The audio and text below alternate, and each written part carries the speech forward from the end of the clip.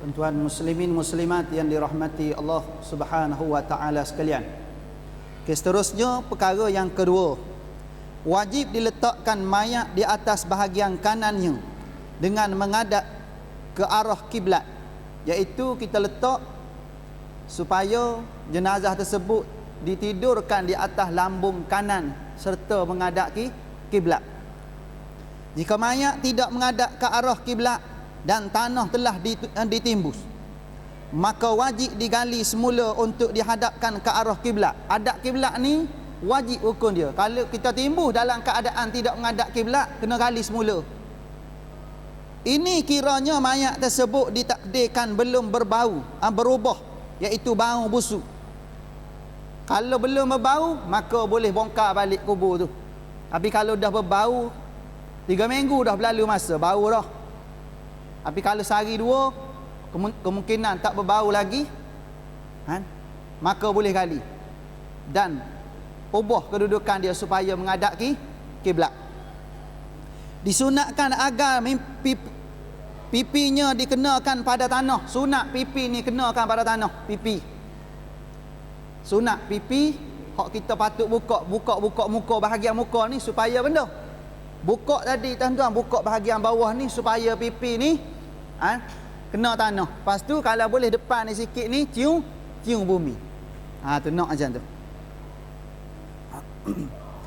Okay, itu yang kedua. Yang ketiga, jika tanah dalam keadaan keras, bentuk muka bumi tempat kita ke bumi jenazah tu, bak kali kubur tu jenis tanah keras, macam mana? Maka sunat dibuat liang lahat. Hak ni hak afdal tuan-tuan. Afdal kalau bumi tu bumi keras, maka sunat kita bina liang lahat. Kita buat liang lahat. Jika tanah dalam keadaan keras, maka sunat dibuat liang lahat dalam kubur tersebut. Ini berdasarkan hadis riwayat Imam Muslim daripada Sa'ad bin Abi Waqqas radhiyallahu anhu bahawa dia berkata, ketika sakit yang membawa kepada kematiannya, buatlah untuk aku liang lahat dan tegakkan dinding batu bata untukku sebagaimana yang dibuat kepada Rasulullah sallallahu alaihi wasallam. Buat liang lahat, hak ni hak afdal. Dinding tu buat macam biasalah dinding. Kalau kita ni dinding tak payah letak batu bata dah, pasal dia tak runtuh. Kalau jenis tanah kuat, gali je, lepas tu dah habis bahagian dinding tu, maka korek depan tu. Korek bahagian depan untuk kita masukkan jenazah. Tapi hari ni buat gitu tak? Tak buat gitu hari ni tuan-tuan. Pasal kemungkinan takut runtuh. Lepas tu satu hal lagi, rumit sikit nak buat tuan-tuan. Rumit nak buat tu. Tapi kalau di kampung-kampung masih lagi ambil kaedah yang afdal ni tuan-tuan. Liang lahat ialah rongga yang dibuat pada dinding kubur dengan kadar keluasan boleh ditelusi dan diletakkan mayat di dalamnya. Dinding kubur tu, kalau kubur gini nak menghadap kiblat, maknanya ruang tu bahagian depan, dinding, lepas tu bahagian depan tu masuk jenazah depan tu. Maknanya kalau kita timbus tanah, bila mana tutup, tak sabit dengan jenazah tu, dah tak kena dah dia situ tu. Tak ada kena mengena dah. Hak tu hak paling afdal tuan-tuan. Kena buat liang lahat.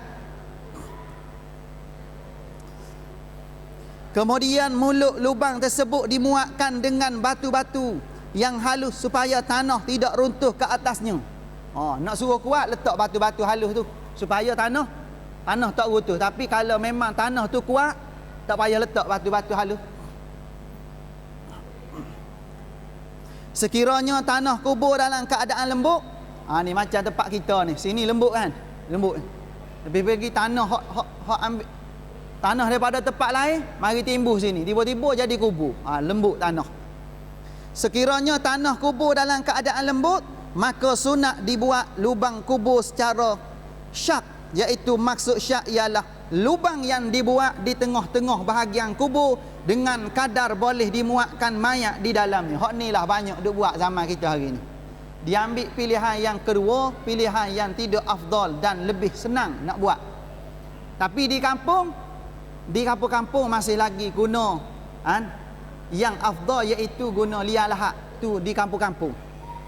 Hak kita hari ni dia guna lubang tengah tu, dia panggil syak. Buat lubang tengah tu, lepas tu letak jenazah situ, senang kan? Senang. Lepas tu ambil papan letak situ, senang. Tak menyusahkan. Dan dibina kedua-dua belah lubang tersebut dengan maksud syak ialah lubang yang dibuat di tengah-tengah bahagian kubur dengan kadar yang boleh dimuatkan mayat di dalamnya, dan dibina di kedua belah lubang tersebut dengan batu-batu atau seumpamanya, kemudian diletakkan mayat dan ditutup dengan batu-batu halus, kemudian ditimbuskan dengan tanah. Itu kaedah dia. Maknanya buatlah boleh masukkan jenazah, lepas tu tutup dengan papan, lepas tu lubang-lubang ada tu ambil batu-batu tutup, supaya apa? Supaya tak boleh masuk tanah dalam tu. Bila mana kita timbul, tanah lain tak masuk dalam tu. Tapi zaman kita hari ni dia buat macam mana?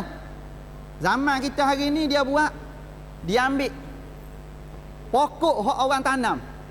Pokok hak orang tanam tu dia patahkan, lepas tu dia buat tutup situ. Betul tak cara tu? Tak betul cara tu, tuan-tuan. Tak betul cara tu. Pokok hak ditanam atas kubur tadi, tuan-tuan, berdasarkan hadis Nabi, tuan-tuan, dia beristighfar untuk si mati. Tiba-tiba kita pergi potong. Kita sedang memutuskan pahala untuk si mati, tuan-tuan. Istighfar pokok untuk si mati. Kalau nak boleh kena minta izin dulu dengan ahli keluarga si mati. Lepas tu minta izin tak? Mai patah kan hari ni, tuan-tuan, tak ada izin-izin tak? Sebab tu, tuan-tuan, bukan kita je kena mengaji, sampai tukang gali kubur pun kena mengaji, tuan-tuan, dalam bab ni, tuan-tuan. Sebab tu nak pacak depan belakang, tuan-tuan, tepat letak batu nisan tu, peringkat awal dia letak benda, dia letak pokok, tuan-tuan. Pokok tu jangan patah hak orang punya. Ni dia pergi patah hak orang punya, lepas tu letak di kubur ayah dia. Boleh macam tu? Tak boleh. Macam tu tak kena.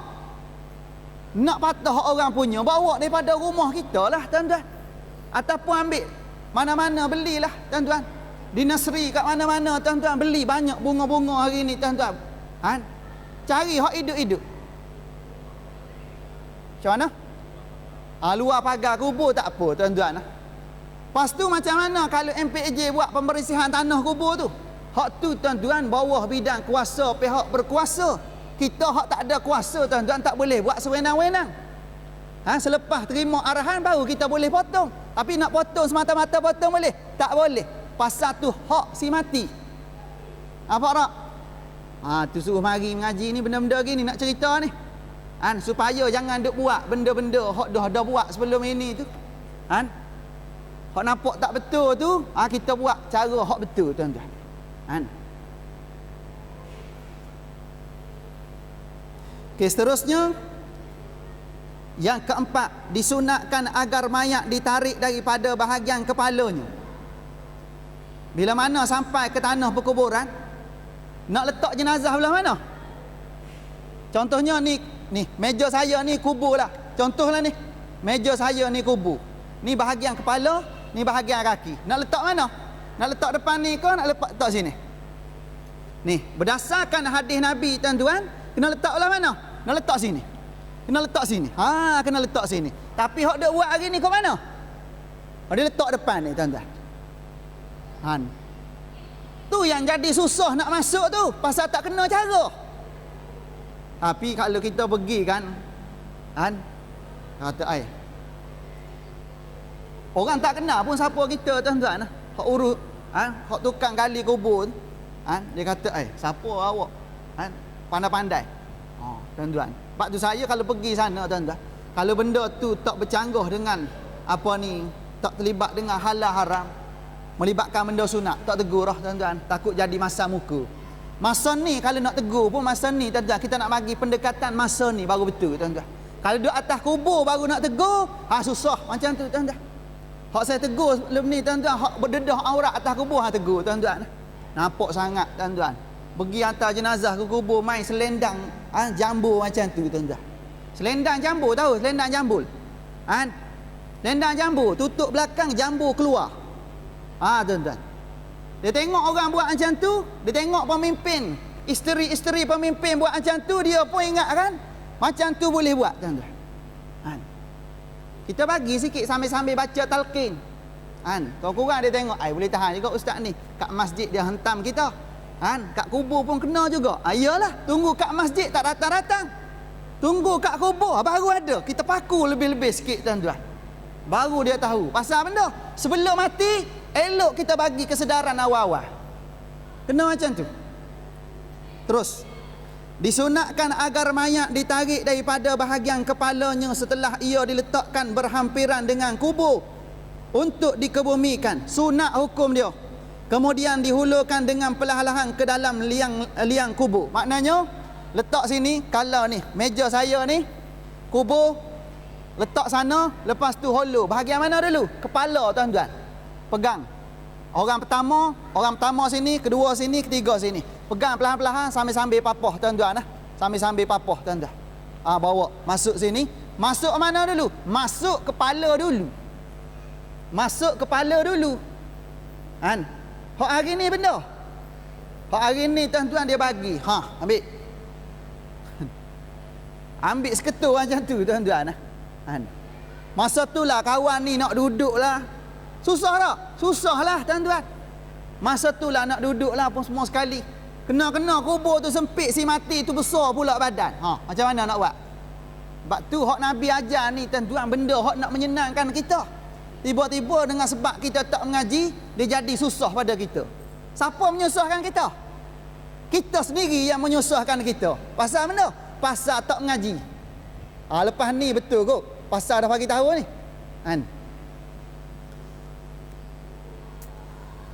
Perkara ni berdasarkan dalil Abu Daud meriwayatkan dengan sanad yang sahih.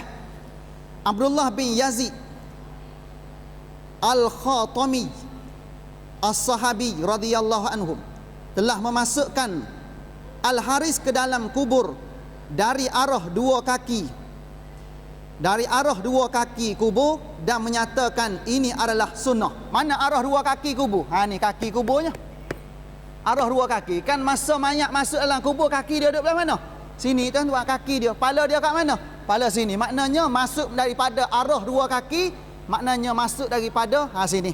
Masuk perlahan-lahan, tuan-tuan. Benda ni masih lagi dikekalkan di kampung-kampung, tuan-tuan. Saya duduk perasan tengok. Banyak benda ni dibuat di kampung-kampung. Mari di bandar ni berubah sikit-sikit, tuan-tuan. Kat bandar. Takut-takut sikit lagi nak masukkan jenazah dalam kubur ni, dia guna jengkau macam tu. Tak payah masuk dah dalam kubur, mai ambil je. Letak sini kan ada jenis jengkau je boleh pegang macam tu.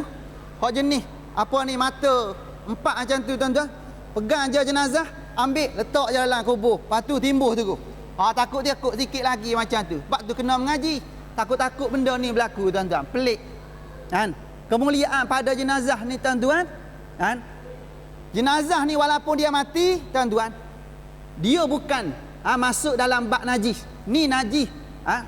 Dia bukan masuk dalam bak najis. Walaupun dia mayat, tapi dia tak masuk dalam bak najis, tuan-tuan. Makna kena mulia tak? Kena muliakan. Sebab tu zaman Nabi dulu, seorang Yahudi lalu, tuan-tuan, dibawa.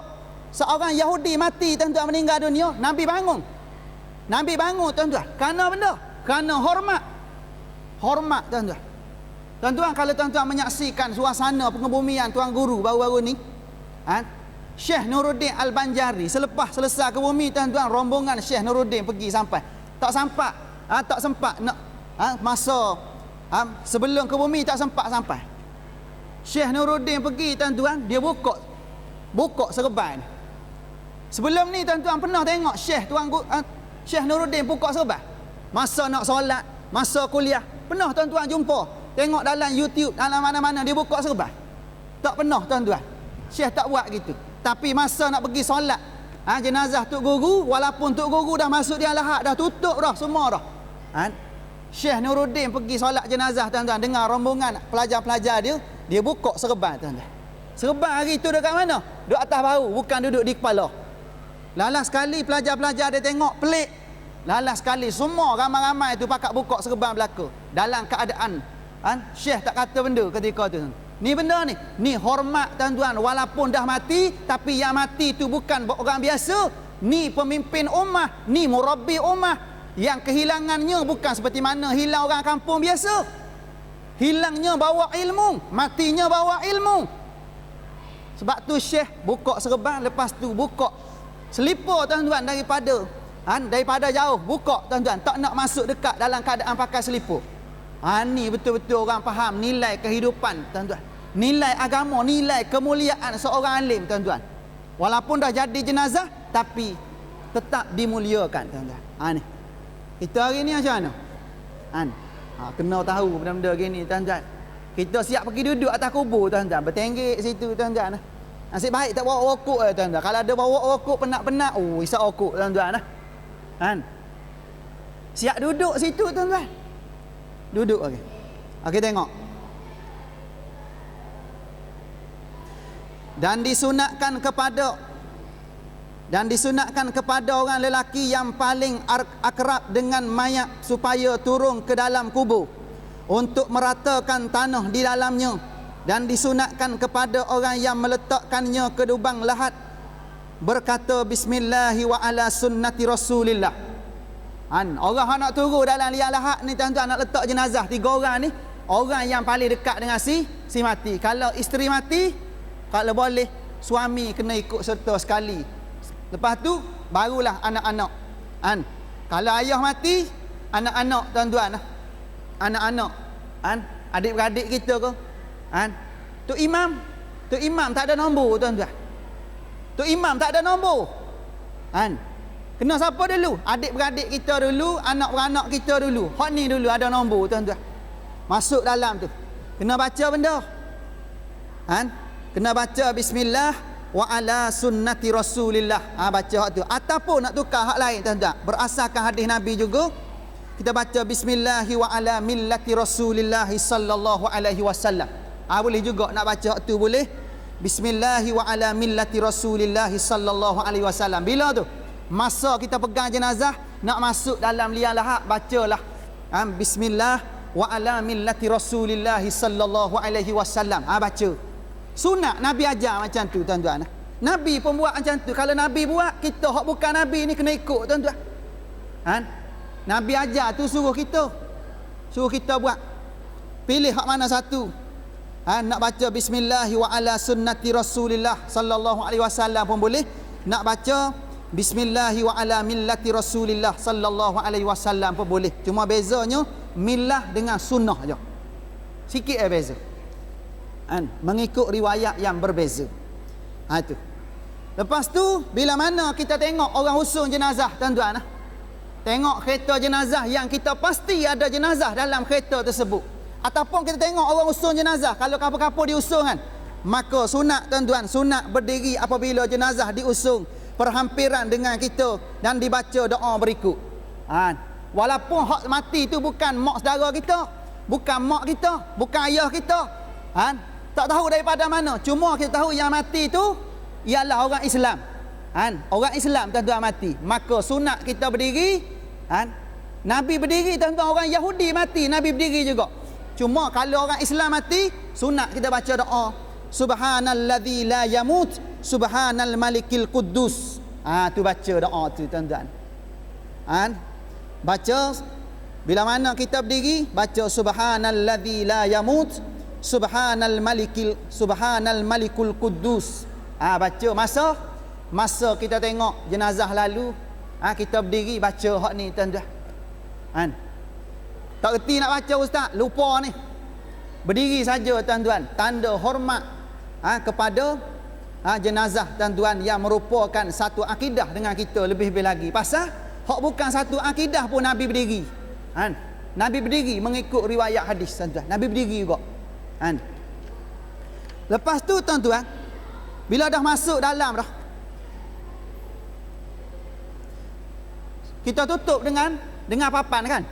Tutup dengan papan. Lepas tu tak nak bagi jenazah tu terbalik tuan-tuan, daripada menghadap arah kiblat, sunat kita letak tanah.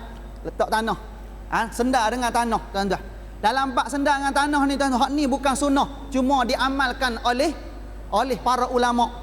tidak ada asas daripada hadis Nabi, tetapi diamalkan oleh para alim ulama berasaskan ayat Allah Subhanahu wa taala. Kita gumpal tanah yang pertama, letak kat mana? Letak di bahagian ni. Belakang ni, tekak ni. Lepas tu bahagian belakang ni supaya benda supaya tak terbalik. Supaya tidak terbalik. Baca benda. Gumpalan yang pertama baca minha khalaqnakum. Minha khalaqnakum. Ambil gumpalan pertama tu, lepas tu baca minha khalaqnakum. Lepas tu buat sendar, tak nak bagi terbalik. Lepas tu gumpalan yang kedua wa fiha nu'idukum. Ambil gumpalan kedua baca wa fiha nu'idukum. Ambil lepas tu sendar dia. Lepas tu sendar satu lagi yang ketiga di bahagian kaki, tak nak bagi terbalik. Lepas tu baca benda wa minha nukhrijukum taratan ukhra. Wa minha nukhrijukum taratan ukhra. Kita baca hak tu, tiup tak ada tanah, lepas tu letaklah di hujung kaki supaya tak terbalik tuan-tuan. Boleh? Tenang ni belakang ni. Kau susah. Kena buat macam tu tuan-tuan lah.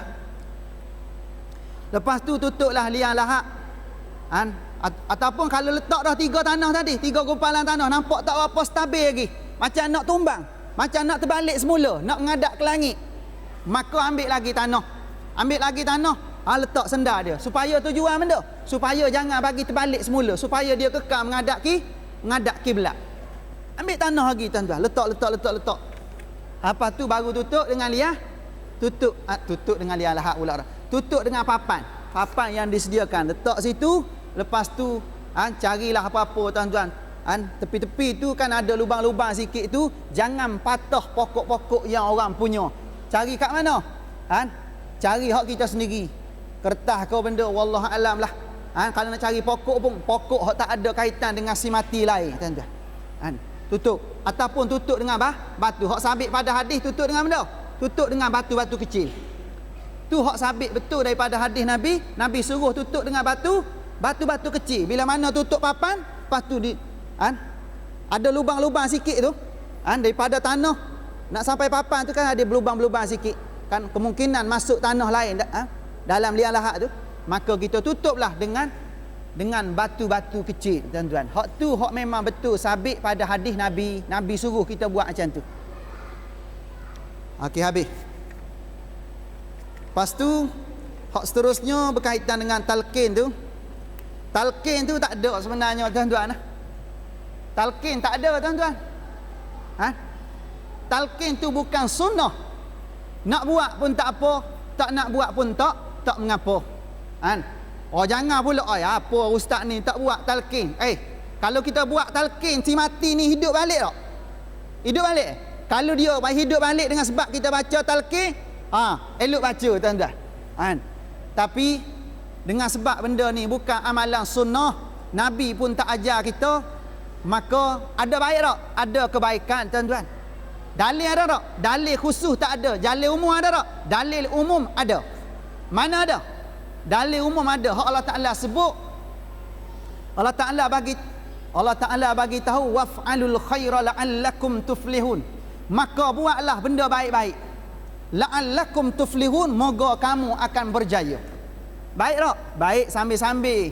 Talqin tu kebetulan ada ahli waris si mati masa kuliah kat masjid, dia tak pergi kuliah subuh, kuliah maghrib tak datang. Hari Jumaat masa khutbah kedua baru sampai. Tu pun dekat nak baca doa baru sampai tuan-tuan. Dia masa tu ada kebaikan tak? Kita talqin. Ada kebaikan. Tujuan nak bagi ingat orang hidup. Di samping orang mati, kita bagi peringatan pada orang hidup hak duduk di sekeliling kita masa tu. Ada baik tak? Ada baik ketika tu sebagai bentuk tazkirah tuan-tuan. Maka siapa nak buat. Siapa tak nak buat, jangan marah orang buat. Boleh? Siapa nak buat, teruskan. Siapa tak nak buat, tak ada masalah, jangan marah orang buat. Cuma saya tengok keadaan. Ada masa kalau orang minta suruh baca, kita baca tuan-tuan. Tapi kalau orang tak minta baca, kita pun tak suruh dia buat. Nampak? Itu pendirian saya tuan-tuan. Kalau orang kata ustaz, baca talqin sikit. Kata saya ni tak baca straight, saya main tambah-tambah. Skrip tu tuan-tuan kita tambah-tambah. Pasal skrip ni daripada zaman dulu sampai hari ni. Kalau duk baca tuan-tuan, ni 2015. Skrip ni tuan-tuan tahun bila lagi tu baca tuan-tuan. Kita kena tukar sikit tuan-tuan. Mukaddimah dia tukar-tukar lah sikit, tengok suasana kubur tu. Siapa hak ada kat kubur tadi tuan-tuan. Jenis macam mana, tukar sikit.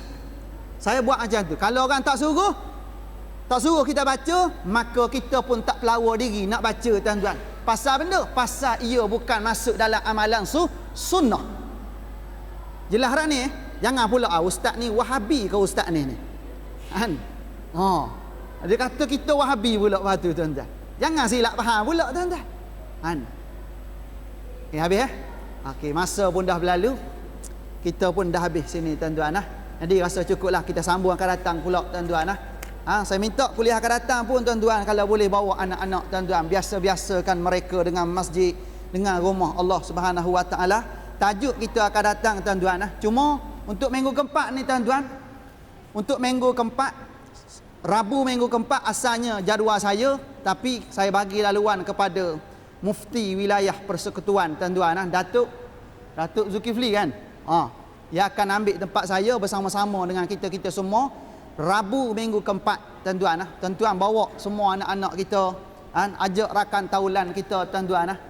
Kalau orang biasa tuan-tuan kata lah, duk dengar Ustaz Nazria tak nak dengar. Ni mufti kita bawa tuan-tuan . Mufti kita bawa, kalau tak datang juga tak tahu nak cerita benda tuan-tuan . Okey, tajuk bulan depan tuan-tuan iaitu tajuk mengiringi jenazah, adab-adab dan bid'ah. Ni masuk bab bid'ah dah ni tuan-tuan . Akan datang cerita iaitu dalam bulan 4 akan datang tuan-tuan . Okey, jadi cukup sekadar tu.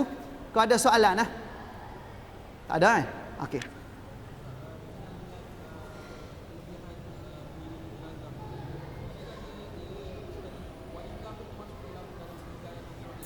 Okey. Kelebihan mengiringi jenazah tuan-tuan . Di asalnya mengiringi jenazah ni ataupun pergi ziarah jenazah, ziarah kubur ni pada asalnya haram bagi kaum wanita sebenarnya. Tetapi selepas hadis pengharaman itu diganti, dinasahkan dengan hadis lain. Lepas tu boleh dalam keadaan beradab, bila mana tak bercampur aduk. Tak ada bercampur aduk laki perempuan yang bukan mahram, tidak ada ikhtilaf, maka bolehlah ketika tu. Tapi kalau ada ikhtilaf, campur gaul boleh tak? Campur gaul tak boleh tuan-tuan. Masuk dalam bab campur gaul mana dah? Muslimat pergi hantar jenazah sampai kubur, lepas tu duduk sekali dengan muslimi tuan-tuan. Duduk sekali dengan bau-bauan dicium oleh muslimi. Hukumnya haram perbuatan tersebut. Ni bukan marah muslimat ni. Muslimat sini bagus muslimah tempat lain. Tapi bukan muslimat kawasan Ampang. Bukan muslimat negeri Selangor. Muslimat negara luar tuan-tuan. Sini bagus insya-Allah. Maknanya tuan-tuan, kalau nak pergi sekalipun tuan-tuan, nak mengiringi jenazah, paling-paling tak ada. Ni pada saya ni secara peribadi, duduk kat luar sudahlah tuan-tuan. Duduk kat luar. Duduk kat luar. Duduk doa kat luar lah, tak payah pergi bercampur aduk dengan muslimi masa tu tuan-tuan. Bila mana dekat-dekat tuan-tuan, bawah satu kanopi tuan-tuan, bercampur aduk tak? Campur aduk macam sardin jadi tuan-tuan. Macam-macam bau ada tuan-tuan. Tambah-tambah tuan-tuan, hak pergi tadi tuan-tuan dengan bau-bauan, make up macam-macam. Timbul fitnah tak? Timbul fitnah tuan-tuan. Maka hukumnya haram perbuatan tersebut. Kalau nak pergi boleh. Selepas semua orang balik, hak mati tu siapa? Hak mati tu anak kita. Hak mati tu ayah kita. Hak mati tu suami kita. Kita nak pergi? Boleh. Selepas tak ada orang semua sekali, kita pergi. Kita dan ahli keluarga kita semata-mata tidak ada bercampur aduk dengan bukan mahram. Boleh tak? Boleh. Silakan. Jelas tak ni? Kalau jelas, lepas ni tak payah pergi kubur. Tak payah pergi kubur. Bagi orang lelaki jelas pergi kubur tu. Kalau nak pergi juga duduk dalam kereta kat luar.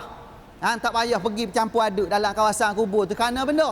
Kerana menimbulkan benda-benda yang kurang selamat tuan-tuan bagi kita tuan-tuan. Kurang cermat bagi kita tuan-tuan. Kita kena ikut hadis Nabi tuan-tuan. Kena jaga ikhtilaf tertentu tuan-tuan. Campur aduk. Dia lebih kurang tuan-tuan. Dalam bab ni tuan-tuan kita qiyas juga dalam bab. Ni panjang pula ni. Dalam bab macam kenduri kahwin tuan-tuan, kenduri kahwin hari ni saya tengok bercampur aduk. Hak muslimi pun beratur situ, muslimat pun beratur situ. Pasal benda. Nak makan punya pasal. Makan ni tuan-tuan sekadar nak hidup dunia, bagi makanan jasmani. Tiba-tiba rohani kita gadai tuan-tuan. Prinsip keagamaan kita gadai. Beratur sekali tuan-tuan. Bila mana pergi kenduri kahwin ni maklum saja tuan-tuan, bau-bauan memang confirm dah ketika tu. Bau-bau macam tu tuan-tuan. Mesti bau dah tuan-tuan. Lepas tu make up lebih-lebih lah pula tuan-tuan. Kita tengok tuan-tuan masa hadir ke masjid tak ada make up benda pun. Tapi masa pergi kenduri kahwin macam mana jadi rupa parah kita? Hak nak make up lebih-lebih ni kat mana tuan-tuan? Kita dengan suami kita dalam rumah kita. Tu silakan. Lain daripada tu, sekadar mana? Sekadar menutup aib tubuh badan. Nak pakai bang-bangwan? Boleh. Sekadar mana? Sekadar tutup aib tubuh badan. Sekadar tu. Lepas tu, nak make up boleh. Sekadar mana? Sekadar tutup aib tubuh badan. Tengok-tengok biru sini, hijau sini. Macam-macam ada tuan-tuan. Boleh tak? Haram perbuatan. Haram perbuatan. Lepas tu pasal apa buat? Allah ustaz. Kalau tak pakai nampak tak macam kenduri kahwin lah pula ustaz. Inilah zaman kita pada hari ni. Kalau ustaz-ustaz tegur, ustaz kata, dia kata ustaz kita ni garang lah. Ustaz kita ni apa ni kerah lah. Itulah. Saya tuan-tuan tujuan bagi tahu ni dengan sebab saya sebelum kita dibakar oleh api neraka Allah Ta'ala, lebih baik saya bakar tuan-tuan di dunia tuan-tuan. Bakar bukan bakar dengan api, bakar dengan ucapan saya, dengan kuliah saya tuan-tuan. Sekurang-kurang panas telinga, boleh tahan juga malam ni dia kata. Balik rumah menung sekejap. Paling kurang macam tu tak apa dah. Sebelum dibakar dalam api neraka. Pasal benda ni bukan benda. Bukan benda hak Nabi ajar tuan-tuan hak duk buat hari ni. Bercampur aduk tuan-tuan pada hari ni. Pak tu kita kena asing lah tuan-tuan lah. Muslimat. Tuan-tuan. Saya tengok tuan-tuan bagus kalau kita buat di masjid tuan-tuan. Buat di masjid tuan-tuan. Muslimat sini. Muslimi sini. Paling-paling kurang. Bangunan masjid ni mendidik kita tuan-tuan. Tak payah imam bercakap, tak payah ustaz cakap. Dia didik kita sendiri. Kena macam tu tuan. Tapi dia kata ustaz, macam mana nak main raja sehari kalau buat kat masjid? Tak jadi raja sehari. Baru nak semangat tengok-tengok orang azan dah. Baru nak semangat orang nak iqamah dah. Baru nak naik syekh sikit, tengok-tengok orang imam baca doa. Oh, tak jadi. Tu dia. Zaman kita hari ni benda-benda gitu. Kita gadai prinsip agama tuan-tuan demi keseronokan yang sementara yang bercanggah dengan syariat. Hak tak bercanggah dengan syariat, teruskan. Hak bercanggah, berhenti seberapa segera. Jangan tunggu nyawa duduk di halkum baru nak berhenti. Jangan. Habis. Cukup sekadar tu untuk malam ini. Apa yang baik daripada Allah Subhanahu Wa Taala, yang kurang kelemahan dan kejahilan saya sendiri mohon maaf dan ampun. Di atas segala kekurangan dan ketelanjuran, siru ala barakatillah. Assalamualaikum warahmatullahi wabarakatuh.